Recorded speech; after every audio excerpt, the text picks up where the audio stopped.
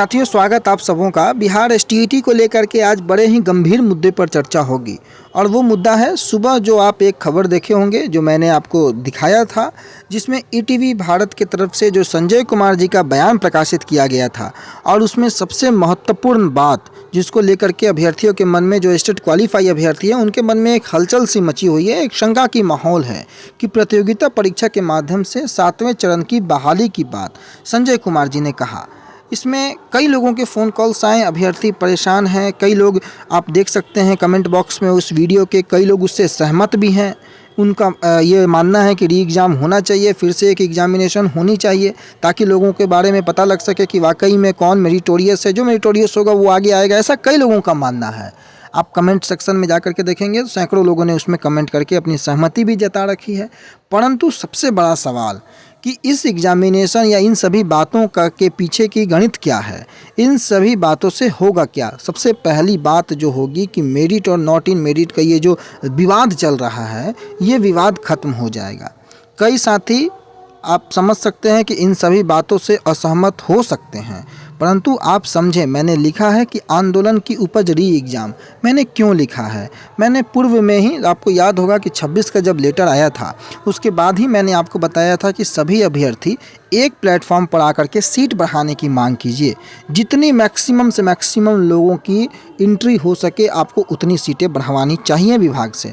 परंतु सभी लोग अपनी अपनी मांगों को लेकर के, चूँकि लोकतंत्र है, लोकतंत्र में सभी को अधिकार है आंदोलन करने का, लेकिन मैंने आपको समझाया था, बताया था कि लोकतंत्र में भले अधिकार है आपको, लेकिन अनर्गल मांगों को लेकर के आप लाख आंदोलन कर दीजिएगा, आपको उसका बेनिफिट नहीं मिलेगा। सब चीज़ आपके सामने है, प्रमाण, प्रत्यक्ष को प्रमाण की कोई आवश्यकता नहीं होती है। फ़ायदा छोड़ करके नुकसान छोड़ करके फ़ायदा कभी नहीं होना। मैंने आपको पहले बताया था कि हो कुछ भी, नुकसान हमेशा अभ्यर्थियों का होगा।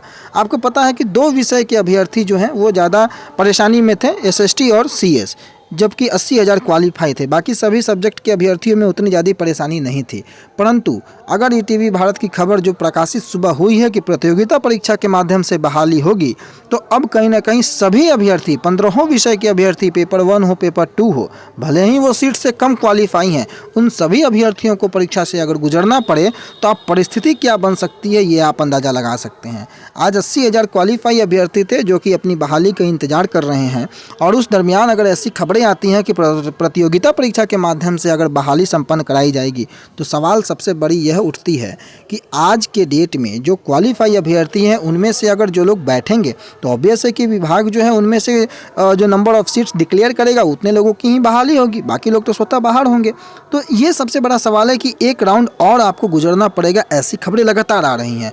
और अब ये केवल एसएसटी और सीएस के लिए ही नहीं, सारे विषयों के अभ्यर्थियों को, चाहे वो मेरिट में है चाहे वो नॉट इन मेरिट में है, सभी को गुजरना पड़ेगा। पहले कई ऐसे विषय थे जो कि आप लोगों के भी सामने होंगे, जैसे अंग्रेजी है, सीट से कम है रिजल्ट क्वालिफाई लोग, जैसे आपको पेपर 2 की अगर आप केमिस्ट्री की बात कर लें, सीट से कम है, अगर मैं गलत नहीं हूँ जहाँ तक मुझे याद है, सभी की बहाली लगभग होनी तय थी। मैंने मैक्सिमम लोगों की बहाली होनी तय थी, कहीं से कोई प्रॉब्लम नहीं दिख रहा था।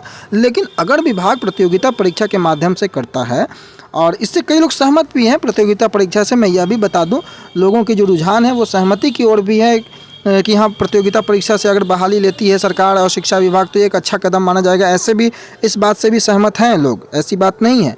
परंतु आगे जो बात हो रही है, एक स्क्रीनशॉट भी वायरल है जिसमें संजय कुमार जी ने इस बात को यह बताते हुए देखा गया है उस स्क्रीनशॉट में कि विभाग इस पर सोच रहा है। सही है नहीं है इसकी पुष्टि मैं नहीं करता हूं, लेकिन इस स्क्रीनशॉट में जो कि संजय कुमार जी को मैसेज किया गया था, वो स्क्रीनशॉट जो सुबह मैंने चलाया था, और उसमें उन्होंने यह बात लिखी है कि we are thinking about it.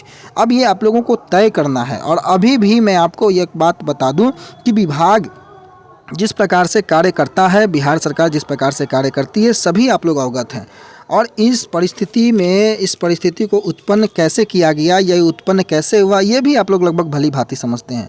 शुक्रवार को भी विभाग में कैंडिडेट गए थे, उससे पता किए थे सारी परिस्थितियों के, लेकिन ये बातें लगभग किन्हीं को नहीं पता लगी थी। ईटीवी भारत ने आज इसे प्रकाशित किया है और उस समय से हलचल तेज है। और उसके बाद ये स्क्रीनशॉट का वायरल होना, जिसमें अभ्यर्थी ने, चूँकि कई अभ्यर्थी संजय सर से पूछ रहे हैं और उनमें से एक अभ्यर्थियों को जवाब आना, वाकई में ये जवाब सही है नहीं है ये मुझे नहीं पता, लेकिन ये जवाब अभी वायरल है जो कि मैं आपको आपको दिखा रहा हूँ। आप लोग भी संजय सर से कांटेक्ट कर सकते हैं, पूछ सकते हैं कि ये खबर जो आपके नाम पर चलाई गई है ईटीवी भारत की तरफ से, ये सही है या नहीं है।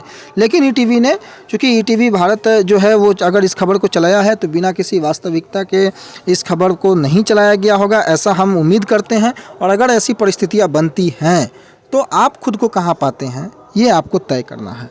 विभाग ने जिस प्रकार से इस विवाद को ख़त्म करने के लिए 26 का लेटर निकाला और 26 के लेटर के बाद विवाद खत्म होने के बजाय विवाद और बढ़ गया। विभाग को कहीं ना कहीं अभ्यर्थी लगातार केस पे केस किए गए और उन सभी चीज़ों से आज तक अभ्यर्थियों को सर्टिफिकेट नहीं मिला। आप समझें इस बात को, कई केस किए गए, सर्टिफिकेट वितरण करने को लेकर के भी केस किए गए और उन सभी बिंदुओं को देखते हुए आज तक आप लोगों को सर्टिफिकेट नहीं मिला, रीज़न कुछ भी हो। तो विभाग अब नियमावली बदलाव की बातें, आखिर 2020 में नियमावली बनाई गई, उस नियमावली में संशोधन की बातें क्यों लाई गई, ये भी सवाल उठता है। आखिर इन सभी परिस्थितियों के जन्मदाता कहाँ से कौन है, इस सभी चीज़ों को जो है आप लोगों को समझना होगा। विभाग ने एक गलती की थी, सभी अभ्यर्थी एक प्लेटफॉर्म पर आकर के विभाग को उसकी गलती से सीट बढ़ा करके, अगर सभी अभ्यर्थियों की बहाली सुनिश्चित करने के लिए मांग सीट बढ़ाने को लेकर के होता, मैक्सिमम सीट, ठीक है कुछ विषय में अभ्यर्थी ज़्यादा थे, इसकी बातें तो लगभग सभी को पता है, लेकिन जितने हो सकती थी सीट अगर बढ़े, अभी भी बढ़े, अगर सभी अभ्यर्थियों को मौका अगर मिलता तो वो ज़्यादा जो है अभ्यर्थियों को लाभान्वित अभ्यर्थी होते। लेकिन अगर सुपर टेट की बातें या अन्य एग्जामिनेशन की बातें अगर होती हैं तो उससे भी कई अभ्यर्थी जो है गुजरने को तैयार हैं और इससे भी किसी को परवाह नहीं होनी चाहिए। कई अभ्यर्थियों का यह भी मानना है कि असली मेरिटोरियस की पहचान तो इस एग्जामिनेशन में हो जाएगी, ऐसा भी लोगों का मानना है। तो मैं एक बात आपको यही बता दूं, जो कि चूँकि कई लोगों का फ़ोन कॉल अभी आ रहा है, मैसेज भी आ रहे हैं कि अब क्या करना चाहिए। तो अब देखिए, अब एक बात आँख बंद करके एक चीज़ आप समझ लीजिए कि बिहार एसटीईटी में हर गतिविधि के लिए, हर परिस्थिति के लिए अब आपको तैयार रहना होगा। नज़र बना करके रखे हुए हैं विभाग की तरफ से, कोई भी अगर अपडेट आता है इन सभी चीज़ों में तो आपको सर्वप्रथम अपडेट करेंगे। लेकिन फिलहाल के लिए यही खबर कि 7वें फेज में प्रतियोगिता परीक्षा के माध्यम से बहाली करवाने की बातें संजय कुमार जी की तरफ से ईटीवी भारत ने जो सुबह प्रकाशित किया है, उस खबर को लेकर के हलचल तेज है और वो हलचल कहां तक धरातल पर उतर पाएगी यह देखना होगा, समय बताएगा। और उस समय का इंतजार सभी को है, आपको, हमको, सभी कि उस खबर पर प्रमुखता से या तो मोहर लगे या आगे की परिस्थितियां स्पष्ट रूप से क्लियर हो। इसके लिए थोड़ा इंतजार जरूर और करना होगा, परंतु सारी परिस्थितियों के लिए आपको तैयार रहना होगा। फिलहाल के लिए एक चीज़ और कि प्रैक्टिकली ये संभव है कि नहीं। देखिए, प्रैक्टिकली बहुत कुछ संभव नहीं होता है, परंतु वास्तविकता क्या होगा ये समय बताएगा। लेकिन देखना होगा विभाग इस विवाद को ख़त्म करने के लिए क्या कुछ और मुमकिन कोशिश कर सकता है।